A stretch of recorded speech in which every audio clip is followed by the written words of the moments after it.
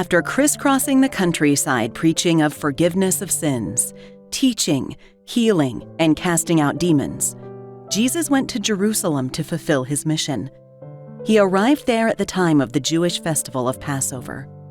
The festival included a ritual meal in which faithful Jews celebrated God fulfilling his promise to free the Israelites from slavery in Egypt. Jesus and his disciples sat down for the Passover meal. But Jesus was about to change the purpose of the night for anyone who would be his disciple. No longer would they be celebrating a Passover meal, but instead, they would be celebrating what we now call the Lord's Supper. Jesus knew one of his disciples, Judas, would betray him to the Jewish authorities, leading directly to Jesus' crucifixion. He also knew Judas would not be alone in that betrayal. Eventually, each disciple would betray Jesus by deserting him after he was arrested, and even by pretending they did not know Jesus at all. Knowing this, Jesus sat down for that Last Supper with his disciples. After their supper, Jesus took bread, blessed it, broke it, and gave it to his disciples, saying, "Take, eat. This is my body."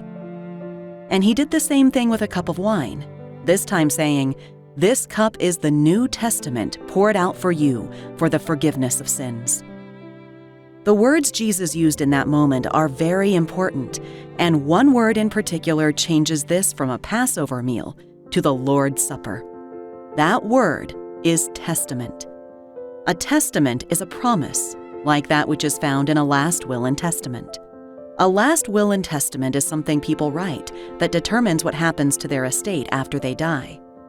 The people who receive the estate are called the heirs. So when Jesus stood up that night and used the language of testament, he was telling his disciples they would be his heirs. This raises two questions. Who are the heirs? And what was Jesus' estate? The heirs were the ones sitting around the table that night, those who received the bread as his body and the wine as his blood. Remember, every one of his disciples betrayed Jesus, so Jesus' heirs are those who sin against Jesus. Jesus knew he was about to be betrayed by every one of his disciples, betrayed to his death. Jesus' response to that betrayal wasn't what one might expect. He didn't scold the disciples. He didn't try to stop their betrayal.